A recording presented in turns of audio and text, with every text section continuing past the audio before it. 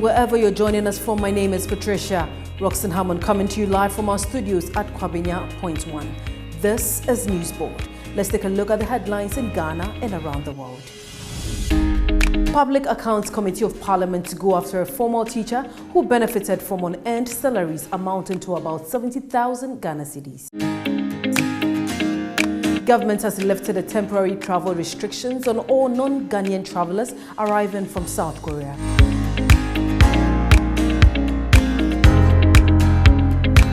Maxim Ghana Limited has paid $1 million into government's coffers as a fine.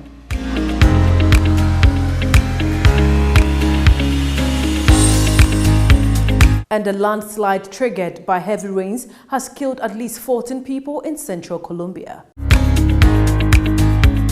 You can also watch us on Facebook, Instagram, and YouTube at NewTVGH. And now to the details. The Public Accounts Committee of Parliament has advised the Pantan Nurses and Midwifery Training School to seek the assistance of Interpol to track a former teacher who benefited from unearned salaries amounting to about 70,000 Ghana cedis. The amount included 2 years she was on steady leave, where she was deemed to have received an unearned salary. Now, she had received unearned salary of about 60,000 and she paid 10,000. Difference of, it's like with, they say 59,000, which means that even what, yeah, getting to 70,000. So now, madam, you have to contact the director of Interpol, provide the necessary information about her. I'm sure you know where she's living now, so that they can track her. What's the name of the lady? Efia Nyakwa. Efia Nyakwa. And who was a teacher? Was she a teacher? Yes, please. Who was a teacher at Nursing and Midwifery Training College, Pantan, who left and earned over close to 70,000 Ghana cedis salary that she knew that she wasn't entitled, yet she received the money. We are getting the director of Interpol to track her and get her so that government can retrieve the money. Thank you. If any relative of her is listening to her, to us, then they should make the effort and contact the school immediately and make the appropriate arrangement and pay the money. That is a directive of the committee. Government of Ghana has lifted the temporary travel restrictions on all non-Ghanaian travelers arriving from South Korea with effect from February 4, 2022. The Ministry of Foreign Affairs and Regional Integration somewhere in December last year banned travelers from Malta, South Korea and Israel from entering the country amid the rise in cases in COVID-19 infections. The ban on South Korea was expected to be in effect for 14 days, but the government subsequently extended the ban. However, the Ministry of Foreign Affairs in its latest communique indicated the ban had been lifted. Presidential Advisor on Health, Dr. Anthony Ensien Asari, had justified the government's decision to place travel restrictions on some countries in the wake of the threat posed by COVID-19 infections. According to him, the ban was in line with government's efforts to avert a fresh wave of the virus in the country. He said it was not out of place for the government to resort to a travel ban, as other countries had taken similar steps, indicating that, quote, if you go to some countries, they have put some people on red alert. Some countries are on lockdown. All we are saying is that if you want to come to Ghana from outside Ghana, make sure you are vaccinated. The University Teachers Association of Ghana's strike is still in force after its meeting with the Minister of Education, Dr. Yao Osei Educhum, ended inconclusively. The minister met with the National Executive Committee of UTAG alongside some other stakeholders on Tuesday, February 8, 2022, to discuss ways of providing better conditions of service to lecturers in order to get them back to the classroom. However, according to the Public Relations Officer of the Education Ministry, Kwesi Kwarteng, no sound resolutions were reached at the meeting. Both parties have agreed to reconvene on Thursday, February 10, 2022, to bring finality to this issue. UTAG last week, in a letter signed by its legal representatives, turned down an invitation to meet with the NLC in a bid to resolve its ongoing strike. This followed a High Court directive to UTAG and NLC to settle their issues out of court. UTAG was of the view that it needed to meet with government or the employer and not the NLC at that moment. A survey conducted by the Center for Democratic Governance, CDD Ghana, has found that the passage of the anti-LGBTQ+ bill will throw government's economic agenda out of gear. The Proper Sexual Rights and Ghanaian Family Values Bill, in its current state, is seeking to criminalize the activities of homosexuals and ban any form of advocacy in favor of it. But experts are warning and predicting a grimmer outlook for Ghana's economy should Parliament pass the bill. Presenting the findings of the center's study on Tuesday in Accra, Executive Director of ISODEC, Bernard Anaba, hinted that Ghana is likely to face economic and diplomatic pressure if the bill is passed. Ghana is a signatory to a number of United Nations human rights conventions. And we know that a lot of our external or UN-based partners are against the passage of this bill. And if we are going against the UN order of human rights, of which significant provisions of this bill contradicts, even in our constitution, then it is going to bring about diplomatic tension in terms of between the officials of Ghana and the UN officials. And that will have a cost on Ghana because our leaders always have to engage with external partners, whether in economic or in political reasons, and that will have an indirect cost. For instance, if they decide not to honor the aid that or grants that they usually support through our budget, or delay such grants just because they think our environment of human rights is not conducive, then that will be an impact on us. In terms of the direct cost, this is going to affect individuals directly. It is going to affect the institutions that will have to administer this law. We know SHRAJ is a key institution. We know the judiciary will need people well-versed in this bill if it passes into law. Then we know the police will have to have the expertise to be able to deal with persons. And we know communities will have to be vigilantes. So this direct involvement of all these stakeholders will portend some cost at their own levels or even at the levels of the state. And persons who will be either jailed or imprisoned as a result of being labeled as gay persons or contravenes the bill, they will suffer the cost both socially or economically. If you're in prison, then you may have to lose your job. Even in terms of stigmatization. And on to some business news. Maxim Ghana Limited, the company at the center of the explosion that occurred at Apiate in the Pristia-Huni Valley municipality, has paid $1 million into government's coffers as a fine. The company has also agreed to pay $5 million or its CD equivalent to the government in 18 equal installments from the first day of next month to August 1 next year. The Minister of Lands and Natural Resources, Mr. Samuel Abu Jinapor, imposed the administrative fine after Maxim had been found culpable of regulatory breaches. Mr. Jinapor directed the company to pay $1 million before the restoration of its license, with the remaining $5 million to be paid in equal installments between March 1st this year and August next year.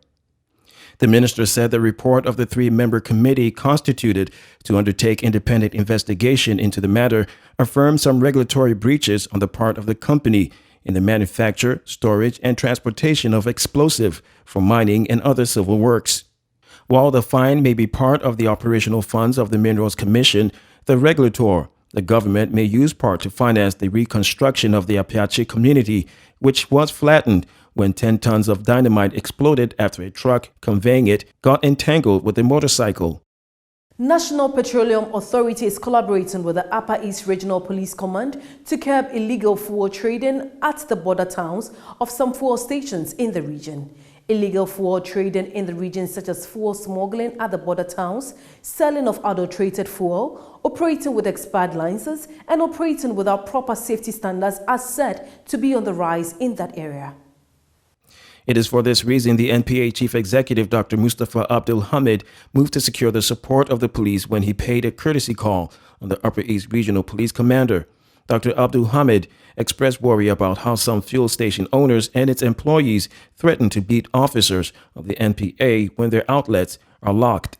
In response, Dr. Gariba assured the NPA of the support of the regional command in providing security through, quote, the various platforms to ensure that the Upper East region is peaceful and safe so that people can go about their mandate without any fear. He said his command had structured their operations in such a way that the filling stations and strategic storage were safe in the region. The visit to the Regional Police Command was part of a 5-day tour by the chief executive of NPA to the northern part of the country to familiarize himself with some petroleum installations in Upper East, Upper West, Northern, Bono, and Ashanti regions. We'll be right back with more news after this break.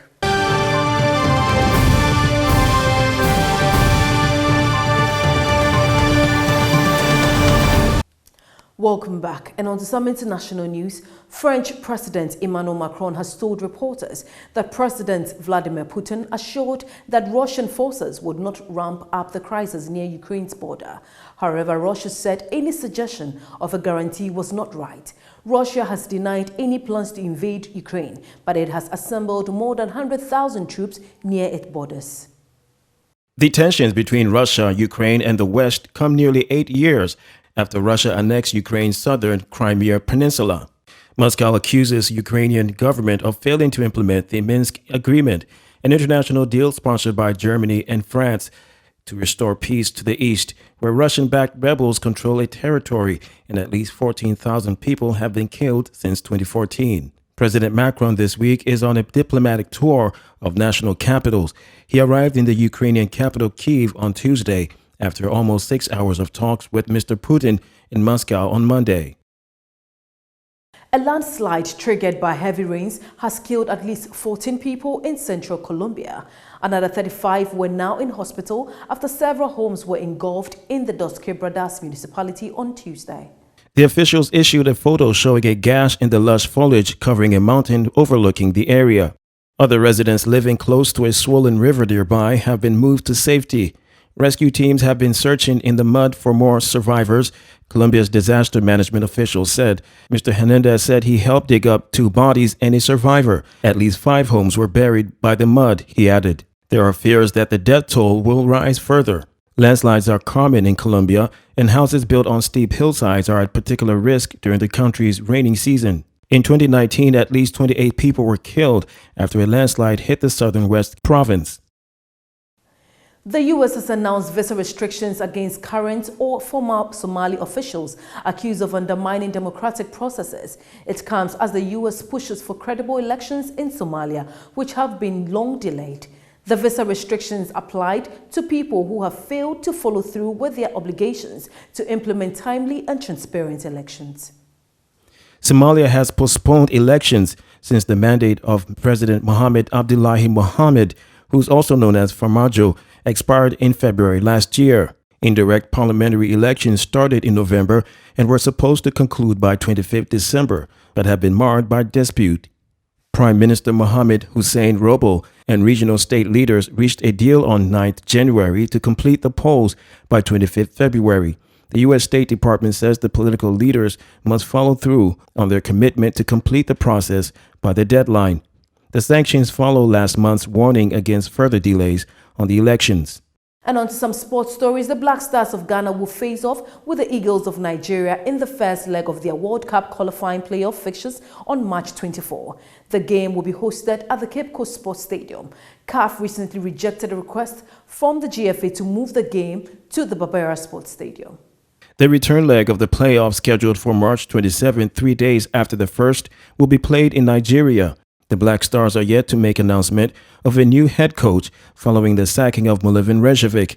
Chris Houghton and Otto Addo are names most likely to fill the vacant role. Morocco's under-17 women's team is scheduled to arrive in Accra for their international friendly to be played on 11th February 2022. The maidens will be using the friendly as preparation for their upcoming World Cup qualifier against Senegal in March. The last time these two teams met in a competitive setting, the Black Maidens came away with a 10-0 aggregate win to qualify for the 2016 World Cup. The Black Maidens will be looking to reach their 7th straight U17 Women's World Cup when they meet Senegal next month. The first leg will be played on 3rd March in Dakar, with the return leg being played on 19th March. And on to entertainment, popular Ghanaian reggae dancehall artist Livingstone Echesetakla, known in the showbiz scene as Stoneboy, who headlined this year's edition of the annual City Splash Festival, slated for Sunday, May 29 at Brookwell Park, Bristol in the UK. City Splash Festival is a one-day reggae music, food and cultural festival held in London. Taking over Beckenham Place Park in South London, the festival is a celebration of Caribbean culture anchored in music. The festival aims to help celebrate the impact and importance of Caribbean and African music on British culture, according to the organizers. Regarded as one of the biggest gathering of performing musicians, stakeholders, and music lovers, the festival will see the performance of over 100 respected artists across the globe. International music promoters, music producers, artist managers, among others from across the world will attend the event to look for music business opportunities. Stoneboy is expected to delight fans with some of his danceable songs. And that's it for NEWSBOARD. Let's look again at our headlines. Public Accounts Committee of Parliament to go after a former teacher who benefited from unearned salaries amounting to about 70,000 Ghana cedis. Government has lifted the temporary travel restrictions on all non-Ghanaian travelers arriving from South Korea.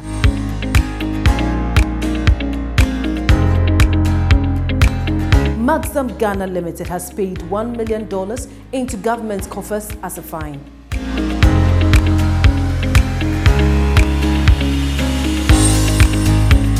And a landslide triggered by heavy rains has killed at least 14 people in central Colombia.